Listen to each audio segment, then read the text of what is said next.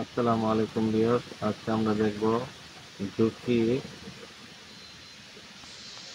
GLN 5410N-7 এই মেশিনের কিভাবে কাউন্টিং করতে হয় সেটা দেখব।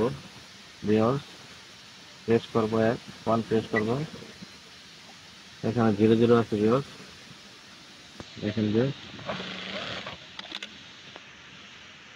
এখানে 1 পিস হয়েছে। এখন আমরা 2 পিসে 1 পিস করব। কিভাবে করব ভিউয়ার্স? প্রথমে এটাকে 0 করব,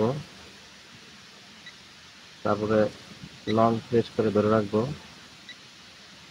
F101 আসবে, এখানে 1 আছে, এখানে 2 করতে হবে। তারপরে এখানে প্রেস করতে পাই, দেখেন একবার দেখতে পাচ্ছেন যে এখানে 1 আসছে।